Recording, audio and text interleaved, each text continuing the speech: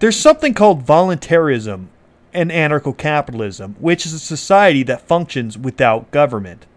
I will explain the system fully as well as debunk any concerns with it. Now, I need to explain what the non-aggression principle is. It's the belief that aggression is illegitimate, and the only time aggression should be used is in self-defense and to stop greater aggression. That basically is the non-aggression principle in a nutshell. Now, there's two different systems that can make society function. Only two. Now, the first system is government, which uses what I like to call the stick method. Basically, if you don't do what it says, it uses aggression and basically smacks you in the head with a big freaking stick. It uses violence and aggression to punish people. That's what it does to get things done. That's how it makes the world go round. If you don't do exactly what they say, they'll extort you using guns, like a common criminal. If not that, they'll kidnap you using guns, which is again against the non-aggression principle. Or they'll throw you in a cage like an animal, which is again against the non-aggression principle.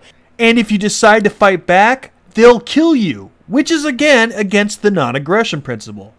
The only thing that the government can do is break the non-aggression principle. That's the only way it can make society function, is by breaking that principle. That's why people that believe in the non-aggression principle hate government. We believe there's a better way to make society function, and there is. It's called capitalism, which is the only other system that you could use to make society function.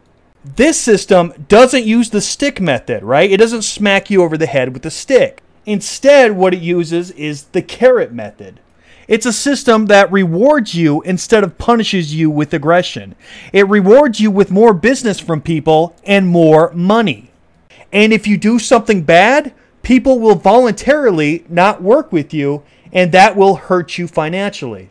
Basically, there's other ways to motivate people than whipping them with a stick. I think most of society would prefer a delicious carrot. What system sounds better to you? The system that's involuntary, that uses violence, or the system that's completely voluntary and doesn't use violence at all?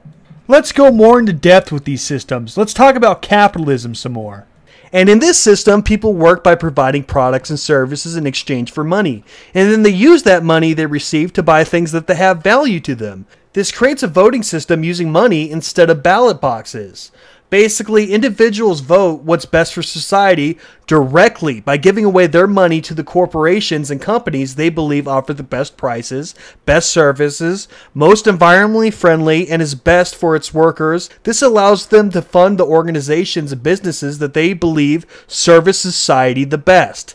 And the businesses that are obviously cancerous to society get defunded. Toxic businesses and practices vanish as great ones take over and thrive. Basically, capitalism gives people the direct control over society without the need of violence, without the need of rulers, without the need of excessive laws. The only laws we need is the non-aggression principle and natural law, which is basically the stuff you see in the Constitution. Basically, you should be able to do whatever you want as long as it doesn't harm another.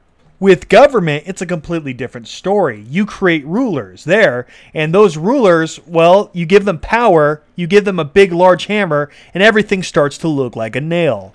For example, in some states, collecting rainwater is illegal. They ban what you can do in your own home. For example, in some states, anal sex is illegal. Some states, oral sex is illegal. Some states, all sexual positions other than missionary are banned. Even sleeping naked is banned in some states. Hell, in some states, it's illegal to flirt. Yes, flirting is illegal. Marijuana, a harmless plant, is illegal. The government is also known to enact laws like the war on drugs, which bans what people can do with their own bodies. And banning these harmful drugs is actually more harmful than the drugs themselves, because the drug war kills more people than drugs itself. And it's your body, and you should be able to do what you want with it, regardless if somebody finds it distasteful. Okay? It's your body. If you want to damage it, go right ahead. Isn't that what freedom freaking is? Doing whatever you want as long as you don't harm another person, okay? You can harm yourself, just don't harm another person. But today, we don't have freedom because of government. Your rights literally end where your politician and neighbors' feelings start to begin. Right now, 86% of the United States prisoners are in there for victimless crimes. Yes, victimless crimes. If there is no victim, there is no crime. Meaning 86% of people currently in prison shouldn't be in there. Well, those people committed robbery or did something. No, that requires a victim. These are victimless crimes. These are people being arrested for silly things, such as smoking a harmless plant. You can't say you're free if shit like that could get you incarcerated for most of your life. These people may have hurt themselves by doing something you find distasteful, but they never hurt anybody. They didn't even break the non-aggression principle, which is something that the government breaks every single day, every second of the day. That's actually a real crime. Well, he smoked weed and weed's freaking lame. If you think it's lame, do not smoke it. Okay? It's that simple. Look, I'm just saying, this is why we can't have nice things. Because whatever the majority finds distasteful ends up getting banned. We basically still live under a king, but the king is the majority opinion. Make no mistake, you still have rulers and you don't have freedoms. Literally, whatever's not popular is banned. That's not freedom. That's the furthest thing from freedom. That's literally oppression.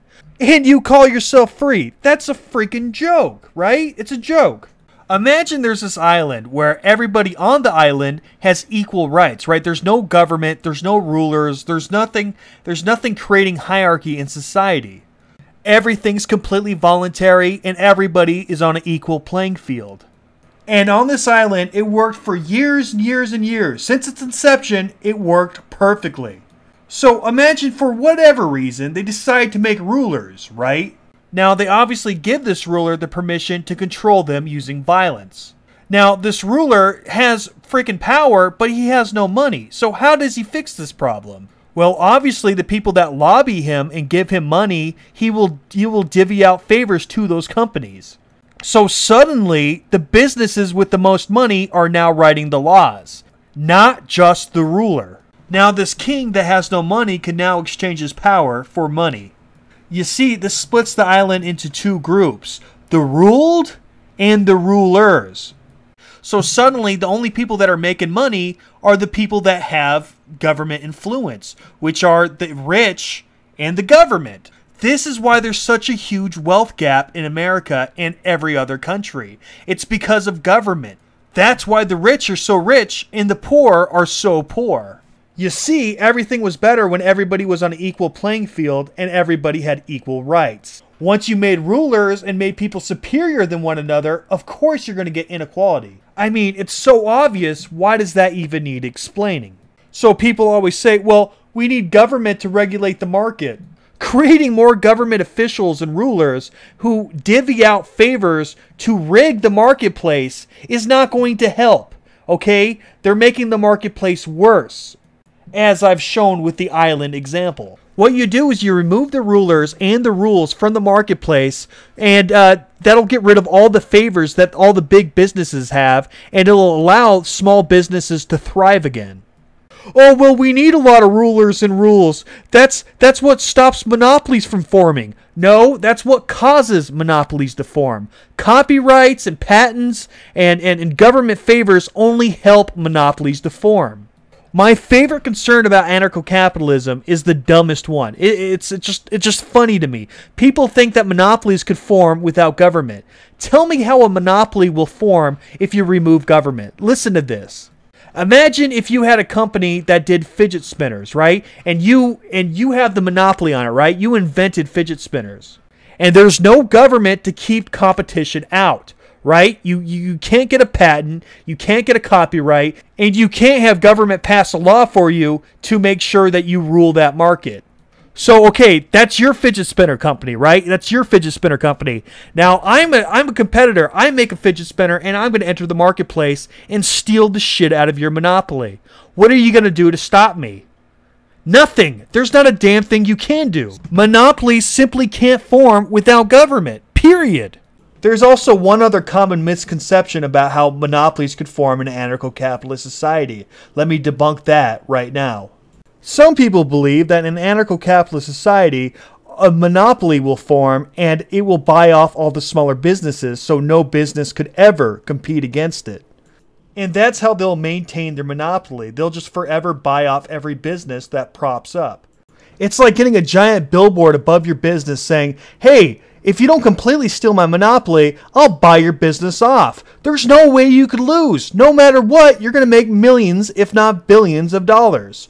Companies would be coming out of the woodwork to steal your monopoly. You would be paying tons of money, an epic amount of money, to encourage people to steal your monopoly. Let's just say your monopoly wouldn't last very long.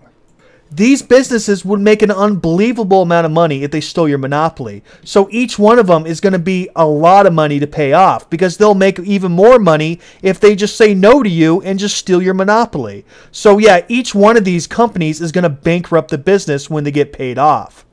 It wouldn't take long for that monopoly to go bankrupt. It wouldn't take long at all. Matter of fact, the only thing that can create monopolies is government. And they're the only ones that do create monopolies in the marketplace. That's why the marketplace sucks. It's because of government tampering. There used to be a pill that was $3, okay? When it was in the free market, everybody sold it for $3. But then suddenly the government granted a patent. Now suddenly only the company with the patent can sell it. And everyone else had to stop selling it because the government will muscle out the competition and do all that crap, right? They're rigging the market in exchange for money. Now he raised it from being $3 on the market to be $730. Look, people needed this pill to survive.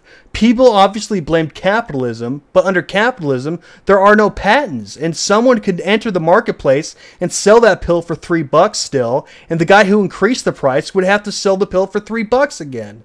Or actually under, right? If somebody sells it for $3, he would have to sell it for $2. If he doesn't, he would go out of business because he's no longer relevant in the marketplace. See, capitalism and the free market would have kept him honest. It would have kept the pill at $3. But because he had government on his side, he was able to charge $730 and price gouge everybody that was dying. And just to be clear, we're not talking about $730 per bottle. We're talking about per pill.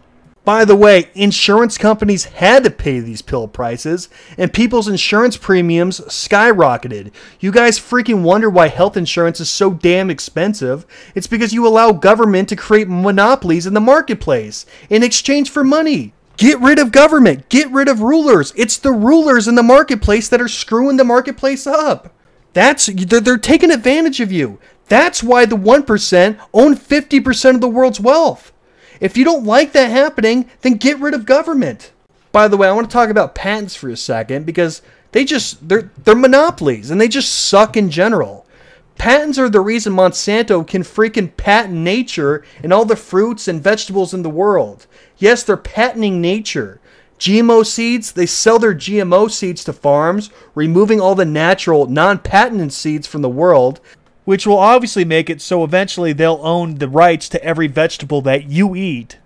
They also put their GMO fish in the water to breed with other fish, making their offspring fish owned by Monsanto Corporation. Soon, if Monsanto gets their freaking way, and they probably will because of government, they'll be able to patent all the fish, they'll be able to patent all the vegetables, and they'll be able to patent all the natural fruit. They will literally be able to patent nature. That's insane.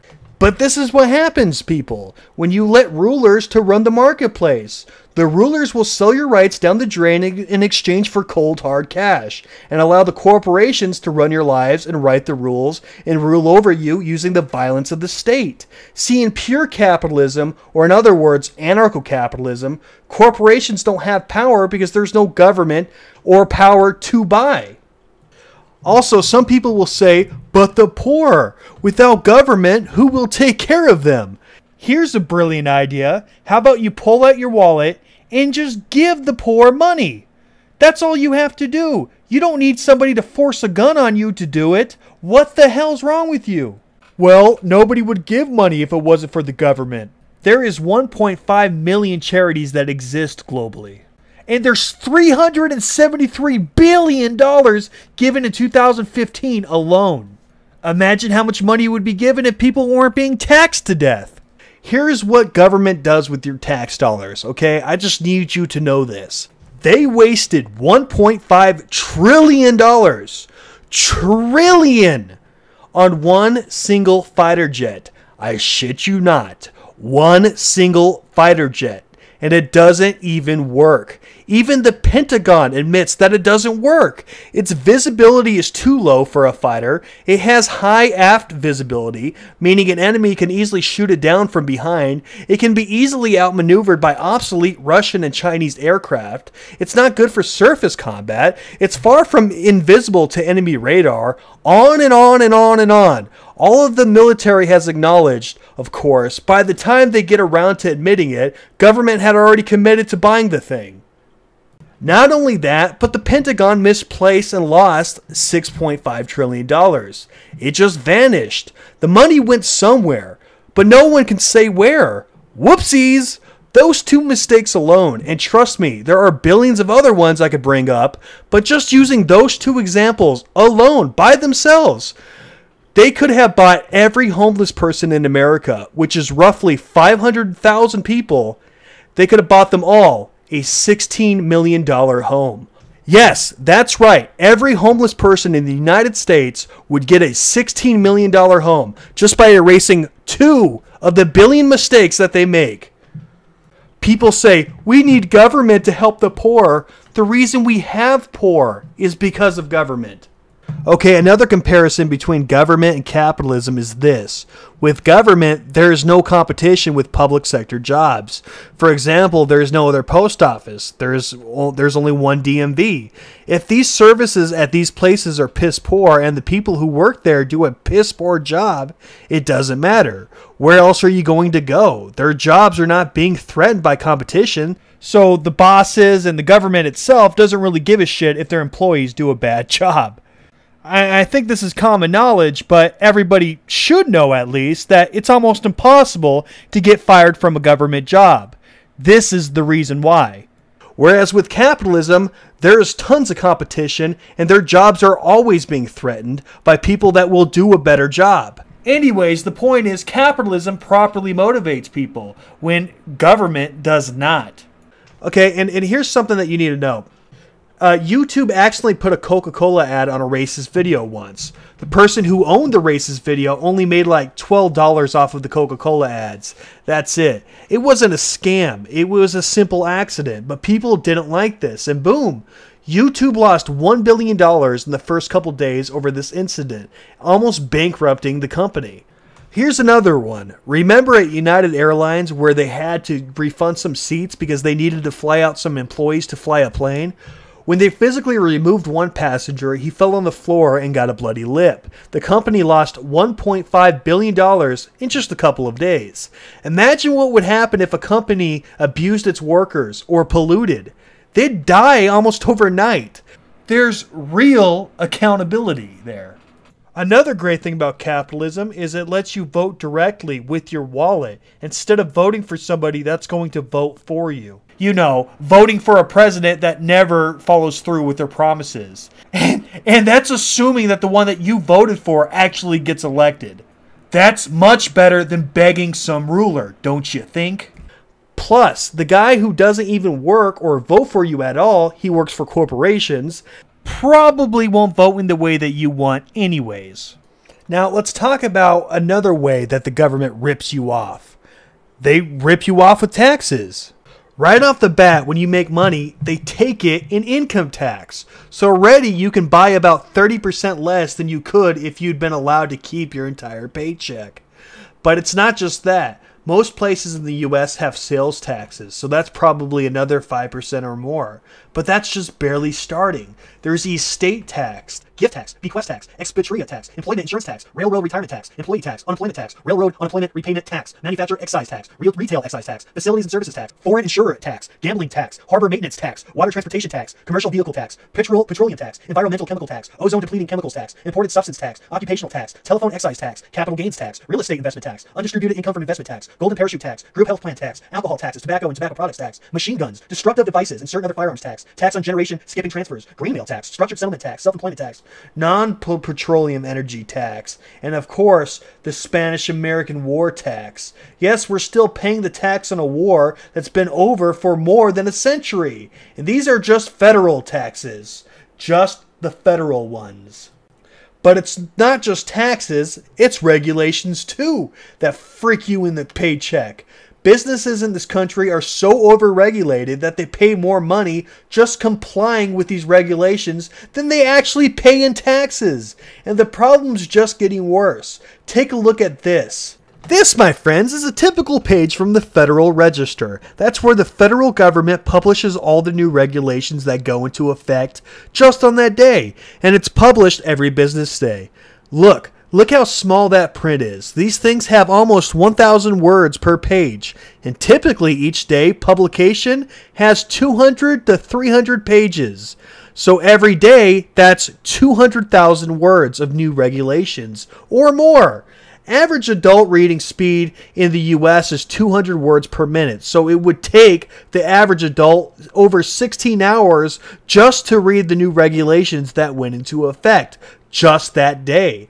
And they would have to do it all over again the next day, and then the next, and then the next. So how can anyone even know what all the regulations are? But Mr. Dapperton, not all those regulations apply to everyone. That's true, but how do you know which regulations apply to you unless you read them? And again, this isn't even counting state and local regulations. We're overregulated, and it's a major cost of doing business in the U.S. Competition is stifled, which increases prices. Onerous taxes increases prices. And regulations increases prices. Put it all together, and these things easily make up 90% of the costs everything we buy. And you want to know what will happen to the poor in an anarcho-capitalist society. You tell me how many people would even be poor if their paychecks went 10 times as far as they do now. When someone's making $10,000 a year has the purchasing power of someone currently making $100,000 a year. That's the power of deregulation. Now you heard how capitalism weeds out all the bad eggs and encourages everyone to work harder by rewarding them if they do a good job and penalizes them if they do a bad job. But what does the government do to stop this? They bail out the damn failing businesses. This neuters almost all the benefits of capitalism. Matter of fact, the average taxpayer spends $6,000 a year bailing out terrible businesses. Isn't that the biggest waste of money you have ever heard in your entire life? If you are offering a terrible service, terrible product, terrible prices, if you're hurting the environment, why the hell should we bail you out and spend our hard-earned money doing it? You are literally wasting unspeakable amounts of money to do nothing but ruin society. You're not just wasting money, it's actually going and hurting you as well. But is it any surprise? That's just how hazardous and pointless government is. So obviously everything the government touches turns to garbage. That's why we want to move everything from the government sector, the public sector, and move it to the private sector. So capitalism is in control. That's what anarcho-capitalism is. So we'll still have police. Instead of police, it'll be private security. We'll still have jails. They won't be public sector, but they'll be private sector, right? We'll have roads, but they'll be privatized. Same thing with hospitals. Same thing with healthcare. You see, all these things will still exist. They'll just be better off because there's a little something called competition now.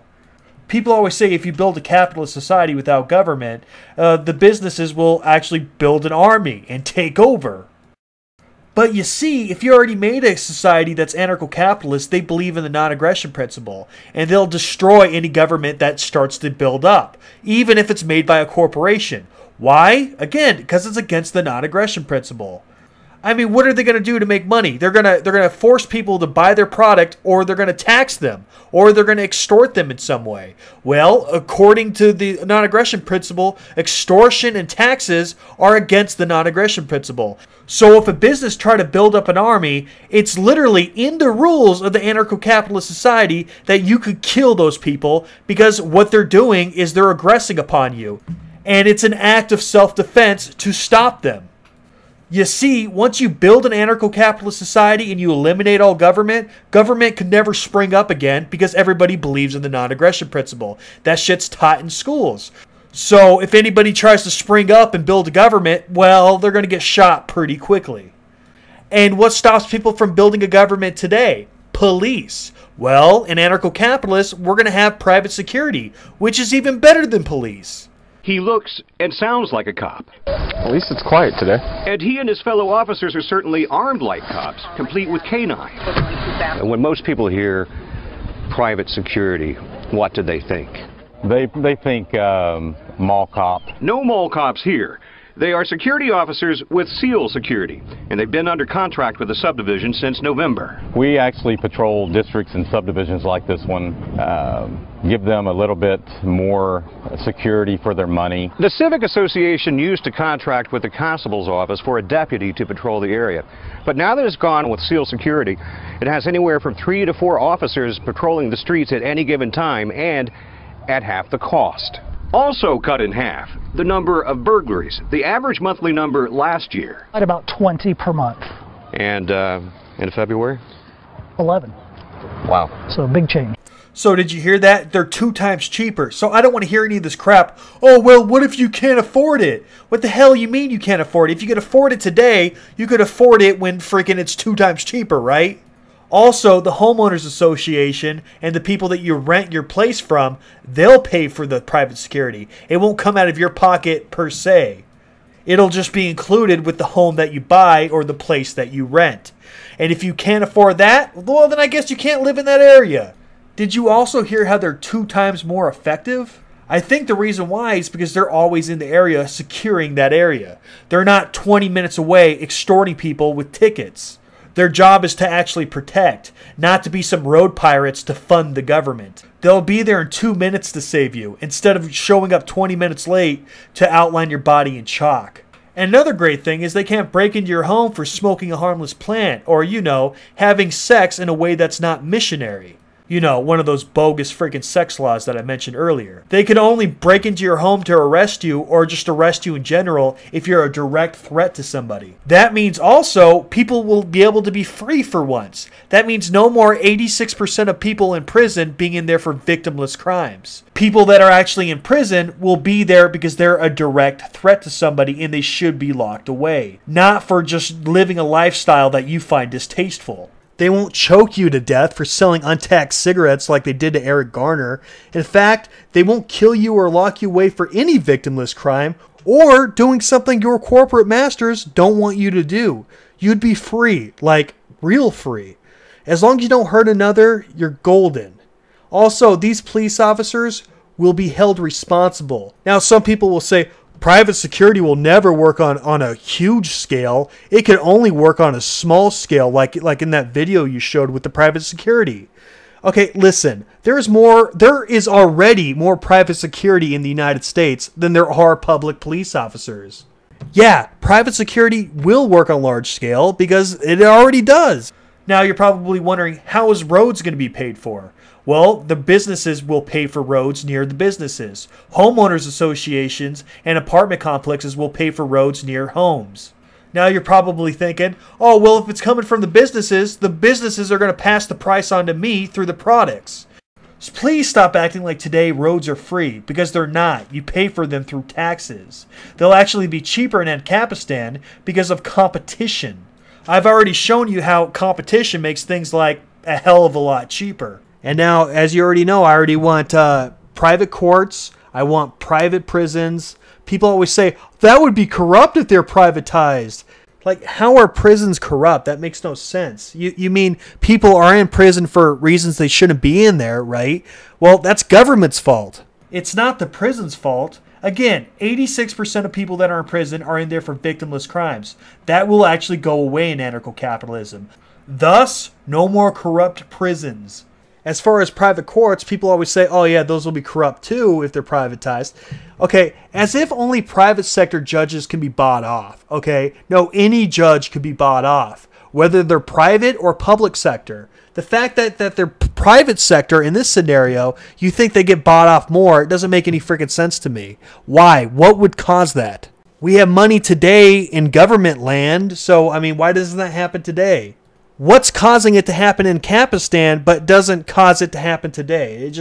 There's no consistency. There's no reasoning behind it. It just makes no sense. It's fear. So no, privatizing doesn't increase the chances of corruption. Now, remember how hard it is to get fired from a government job. The private sector is the opposite. If you're corrupt, you're going to be gone pretty quick. I think this encourages judges to be corrupt a lot less. Without government, who's going to create the laws? Well, the law of the land will be natural law and the non-aggression principle. That's what they'll enforce. Now, you may not know what natural law is, but natural law is basically the stuff you see in the Constitution.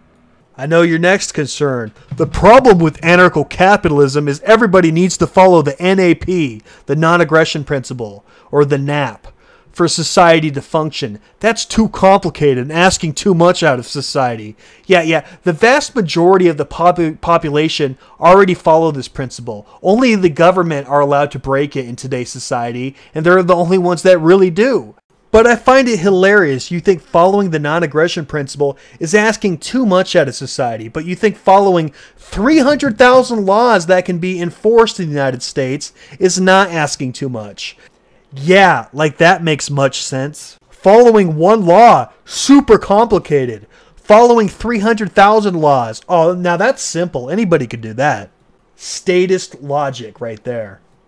Your next question obviously is, without government, who will manage money? Federal Reserve right now has a monopoly, so there's no competition, so they can charge a ridiculous price. And they are known to lobby and write laws and control the government themselves. And they print money like no one's business, so the dollar has lost most of its value. Milk used to cost $1.44 40 years ago. Now it costs almost $4, and this loss of value hurts your wallet.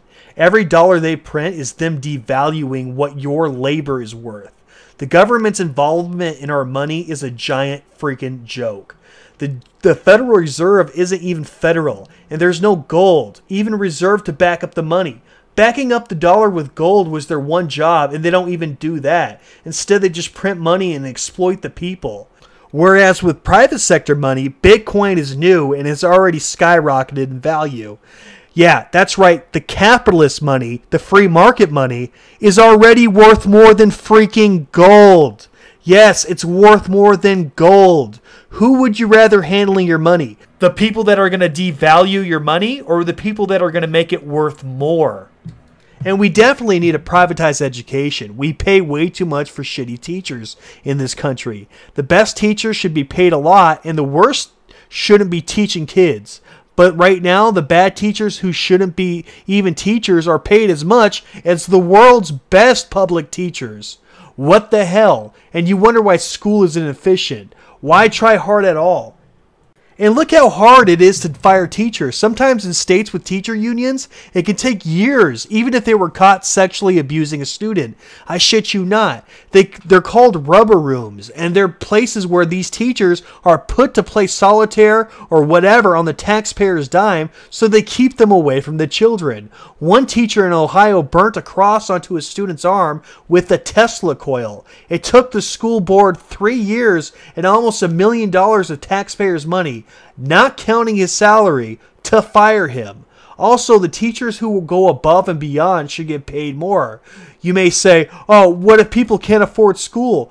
Remember, you're not paying taxes anymore. You could afford school. And also, your freaking dollar goes 10 times further. So, yeah, you could afford school. I'm sure of it. And if for some freakish reason you still can't afford school, then don't have a kid. There will be no more of what happens today where people can't afford kids and decide to have kids anyways and make you pay for it. Now let's talk about military, okay? Yeah, you could pay for private military, and they're even better than normal military. Why? Because they can't break the non-aggression principle. They could only act in self-defense, right? They won't be doing this awful thing where they just drop bombs in other people's countries, which piss people off, and it creates terrorists who come to your country to kill you. Like, why did we drop bombs in Syria? I mean, how did our freedoms get over there? They're not over there.